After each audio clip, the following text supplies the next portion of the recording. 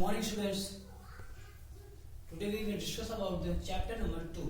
हमारा जो chapter first था अकाउंटिंग इंट्रोडक्शन वो हमारा कंप्लीट हो गया और उसका आपका टेस्ट भी एक है विद इन 1 और 2 डेज में आपका कंप्लीट हो जाएगा। तो हम लोग स्टार्ट करते हैं चैप्टर नंबर 2। चैप्टर नंबर 2 का नेम है बेसिक अकाउंटिंग टर्म्स। मतलब कि हमारे जो अकाउंट्स है, ठीक है, उसमें कुछ टर्म्स होते हैं, उनको जानना पहले जरूरी होता है। मतलब अकाउंटिंग के आगे चैप्टर में जाने से पहले हमें उसके कुछ टर्म्स हैं जिनके बारे में हमें जानना चाहिए। जैसे आप लोगों ने सुना होगा, हम अपने बात में बोलते रहते हैं, क्रेडिटर बोलते हैं, डेटर बोलते हैं, ठीक है, अकाउंटिंग इक्वेशन बोलते हैं, कैपिटल बोलते हैं, ड्राइंग बोलते हैं, लायबिलिटीज होती है, एसेट्स होती हैं। तो ये सब जो अकाउंटिंग टर्म्स हैं उनके बारे में जानना बहुत जरूरी होता है। तो इसी सिलसिले में हम लेके चलते हैं। पहला आपको सबसे पहला टर्म एक समझाते हैं, वो है आपका बिजनेस ट्रांजैक्शन। क्योंकि अकाउंटिंग में जो है हमने आपको डेफिनेशन में भी बताया था कि ट्रांजैक्शन होते हैं, ट्रांजैक्शन एटलीस्ट फाइनेंशियल कैरेक्टर। तो मतलब क्या, पहला ट्रांजैक्शन। तो इसका मतलब है कि ट्रांजैक्शन होता क्या है।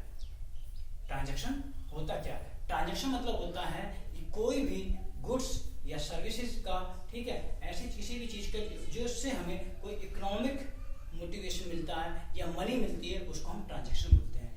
मतलब कोई भी एक्टिविटी जिससे हमें मनी जनरेट हो रही है उसको हम ट्रांजैक्शन बोलेंगे, ठीक है, ये चीज है। साथ साथ क्या है, फाइनेंशियल ट्रांजैक्शन होता है, मतलब उसे हमें मनी में रिप्रेजेंट करना चाहिए।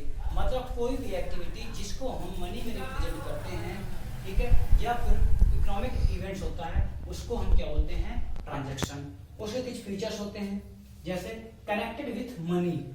मतलब ट्रांजैक्शन अगर कोई भी एक्टिविटी मनी से कनेक्टेड है तो ट्रांजैक्शन है, अदरवाइज वो ट्रांजैक्शन नहीं है, ठीक है। मनी से रिलेटेड होगा या मनी के ही बराबर की वैल्यू रखने वाले गुड्स से होगा, ठीक है, तो सभी गुड्स आपके ट्रांजैक्शन होंगे। सेकंड है ट्रांसफर या एक्सचेंज ऑफ गुड्स। मतलब कि जो ट्रांजैक्शन है वो तभी अराइज होगा, तभी मिलेगा जब आप किसी गुड्स या सर्विस का ट्रांसफर करेंगे, ठीक है। तो ट्रांसफर क्या होता है, ऐसी एक्टिविटी जिसमें गुड्स और सर्विस का ट्रांसफर किया जाता है उसको हम क्या बोलते हैं, ट्रांजैक्शन, ठीक है। तो ऐसी एक्टिविटी जिसमें गुड्स और सर्विस का ट्रांसफर करते हैं, एक्सचेंज करते हैं, उसको बोलते हैं ट्रांजैक्शन। और जिसमें गुड्स और सर्विस का ट्रांसफर होना। थर्ड है चेंज इन फाइनेंशियल पोजीशन। जो आपका ट्रांजैक्शन है वो आपकी फाइनेंशियल पोजीशन को भी चेंज कर देगा। फाइनेंशियल पोजीशन मतलब एसेट्स और लायबिलिटी, मतलब आपके एसेट्स और लायबिलिटी में कोई चेंजेस लाएगा। चौथा है इफेक्ट ऑन अकाउंटिंग इक्वेशन। आपकी जो अकाउंटिंग इक्वेशन होती है, मतलब कि asset equal to capital plus liabilities, इसमें भी कुछ चेंजेस लाता है।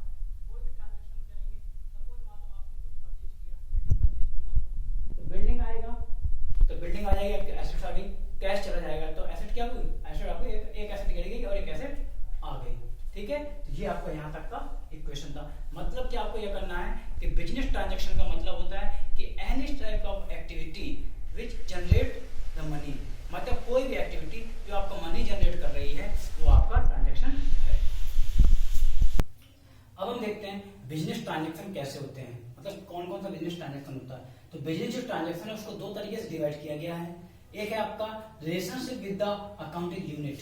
मतलब कि जो अकाउंट्स है उसकी यूनिट के अनुसार अगर रिलेशनशिप की जाए तो उसके बेस पे कैसे ट्रांजैक्शन को डिसाइड किया गया है। और mode of settlement of value, मतलब जो वैल्यू होती है ट्रांजैक्शन की, उसको जो पेमेंट करते हैं उसके अकॉर्डिंग कैसे ट्रांजैक्शन डिवाइड किया गया है। पहले देखते हैं relationship with the accountancy, accounting, ठीक है, अकाउंटिंग यूनिट के अकॉर्डिंग किया गया है इंटरनल ट्रांजैक्शन और एक्सटर्नल ट्रांजैक्शन। मतलब कुछ ट्रांजैक्शन इंटरनली होते हैं और कुछ एक्सटर्नली। इंटरनल मतलब जैसे डेप्रिसिएशन ऑन फिक्स एसेट्स, मतलब फिक्स एसेट की वैल्यू में कुछ कमी आ जाती है तो वो आपका इंटरनल होता है। और बाकी जो बाहर से परचेज करते हैं ये सब आपका एक्सटर्नल हो गया। कैश ट्रांजैक्शन और क्रेडिट ट्रांजैक्शन। कैश ट्रांजैक्शन मतलब दो ट्रांजैक्शन जो आपके ट्रांजैक्शन कैश में किए जाते हैं या उनका पेमेंट इमीडिएट किया जाता है, उसको कैश ट्रांजैक्शन बोलते हैं। क्रेडिट है जिनका पेमेंट आप बाद में करते हैं, फ्यूचर में पेमेंट करते हैं, वो आपका क्रेडिट ट्रांजैक्शन, ठीक है। तो आपका जो ट्रांजैक्शन है, मतलब कि बिजनेस ट्रांजैक्शन का मतलब है कि ऐसे कोई भी एक्टिविटी जिसमें गुड्स या सर्विस का ट्रांसफर करते हैं और वो इकोनॉमिक वैल्यू का होता है, उसको बोलते हैं ट्रांजैक्शन। नाउ हम डिस्कस करते हैं कि हमारा दूसरा टर्म है अकाउंट्स। अकाउंट्स का मतलब होता है कि जितने भी हमारे ट्रांजैक्शन हैं उनको एक हम सेपरेट हेडिंग में शो करें। मतलब कि बिजनेस में बहुत सारे ट्रांजैक्शन होते हैं, 1 ईयर में आप समझ सकते हैं कि बहुत सारे ट्रांजैक्शन होंगे। तो क्या करते हैं कि सभी ट्रांजैक्शन को उनके सेपरेट हेड में या सेपरेट हेडिंग में पोस्ट करना ही आपका अकाउंट प्रिपरेशन कहलाता है। मतलब कि जब आप जर्नल प्रिपेयर कर लेते हैं उसके थ्रू जब उन ट्रांजैक्शन को आप एक सेपरेट हेड में पोस्ट करते हैं उसको बोलते हैं हम अकाउंट। तो मतलब कि किसी भी ट्रांजैक्शन को उसके सेपरेट हेड पे लिखना ही आपका अकाउंट कहलाता है। जैसे एग्जांपल है सैलरी, वेजेस, परचेज। सैलरी मान लो आपने 8-10 लोगों को दे रहे हैं तो सबकी सैलरी करेंगे सैलरी अकाउंट में लिख देंगे कितने लोगों ने सैलरी दे दी। परचेज की हमने परचेज लिख देंगे कितने लोगों ने परचेज किया। तो क्या है, सभी आइटम्स को ट्रांजैक्शन को आप सेपरेट जगह पे लिख देते हैं, उसको बोलते हैं अकाउंट। नेक्स्ट है कैपिटल। कैपिटल है amount invested by the proprietor और ओनर। मतलब कि कोई भी अमाउंट बिजनेस में इन्वेस्ट किया है प्रोप्राइटर या ओनर ने, उसको बोलते हैं कैपिटल। मतलब कोई भी अमाउंट जो बिजनेस में लगाया गया है ओनर के द्वारा, उसको बोलते हैं कैपिटल। ड्राइंग।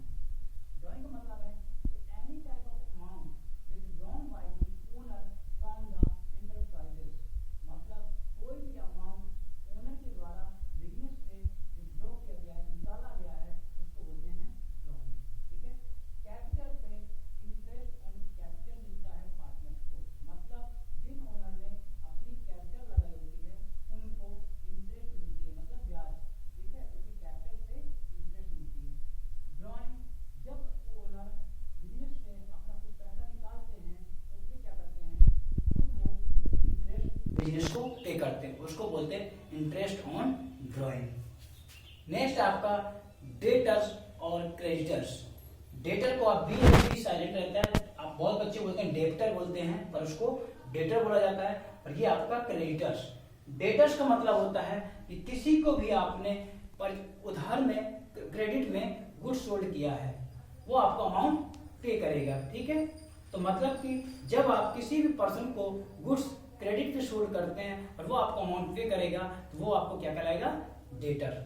और किसी भी पर्सन से आपने अमाउंट उधार लिया है, क्रेडिट पे लिया है, तो वो पर्सन आपको क्रेडिटर कहलाएगा। तो मतलब है कि आपने क्रेडिट जिसको सोल्ड किया है या जो आपको पैसा देगा वो आपके लिए डेटर है, और जिसको आप पैसा देंगे वो आपके लिए क्रेडिटर है। ठीक है। तो मतलब कि जिसको आप पैसा देंगे वो क्रेडिटर है और जिससे लेंगे वो डेटर है।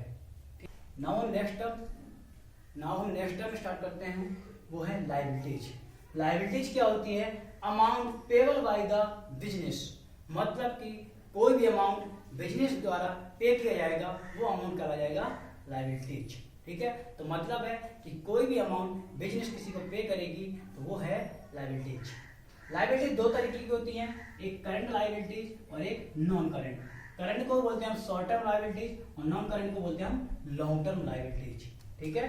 तो करंट को शॉर्ट टर्म और नॉन करंट को लॉन्ग टर्म। तो मतलब है कि जो अमाउंट या जो लायबिलिटीज हमें 1 ईयर के अंदर, विद इन अ ईयर, ठीक है, जिन लायबिलिटीज को हमें 1 ईयर के अंदर पेमेंट करना है वो बोलते हैं करंट लायबिलिटीज, और जिनका पेमेंट 1 ईयर के बाद होना है उनको बोलते हैं नॉन करंट या लॉन्ग टर्म लायबिलिटीज।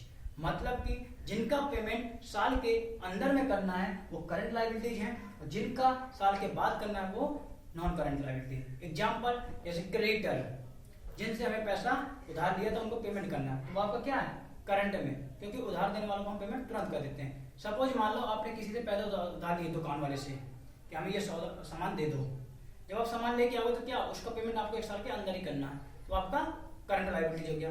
किसी आपने बैंक से लोन लिया है उसको पेमेंट आपको करना है 2 साल के बाद, तो वो क्या आपका लॉन्ग टर्म लायबिलिटीज है। ठीक है। तो जिन लायबिलिटीज का पेमेंट आप शॉर्ट टर्म में करते हो करंट लायबिलिटीज है, और जिनका लॉन्ग टर्म में करते हो वो non current liabilities.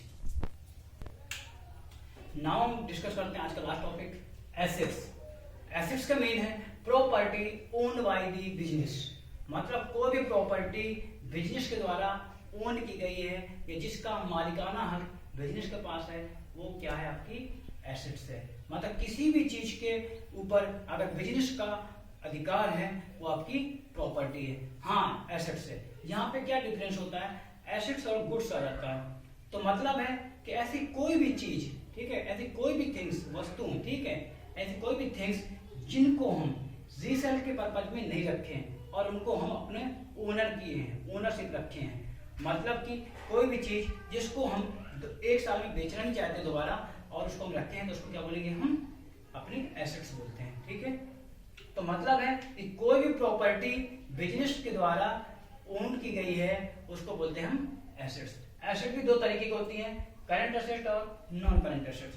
Current asset का मतलब है ऐसी एसेट्स जो हमारे बिजनेस में 1 साल के लिए प्रॉफिट या 1 साल तक के लिए बेनिफिट देती हैं, उनको बोलते हैं हम करंट एसेट्स। मतलब कोई भी एसेट्स जो हमें 1 साल के अंदर अंदर बेनिफिट देंगे या फिर उनका कैश हमें 1 साल के अंदर अंदर मिल जाएगा। मतलब ऐसी एसेट्स जिनसे हमें कैश 1 साल के अंदर मिल जाएगा उन्हें बोलते हैं करंट एसेट्स। और जिन एसेट्स से हमें कैश 5 साल या उससे बाद में मिलेगा उनको बोलते हैं हम नॉन करंट एसेट्स। जैसे हमारे पास है मशीन है, लैंड बिल्डिंग है। बिल्डिंग से क्या होता है, आपको 2-3 साल के बाद ही अमाउंट मिलेगा, तो मतलब क्या है, और वो हमें लॉन्ग टर्म तक बेनिफिट देंगी, तो हमारी फिक्स एसेट्स हैं या फिर हमें लॉन्ग टर्म की हैं। करंट एसेट्स जैसे हमारे पास डेटा है, कैश है, वो सब क्या हमारी शॉर्ट टर्म की एसेट्स हैं जिनसे हमें क्या है बेनिफिट जो हमें शॉर्ट टर्म में मिल जाएगा। तो मतलब जिन एसेट्स से हमें कैश 1 साल के अंदर मिल जाता है उनको हम करंट एसेट्स बोलते हैं। जिनसे हमें 1 साल के बाद में मिलता है उसको बोलते हैं हम फिक्स एसेट्स या लॉन्ग टर्म एसेट्स।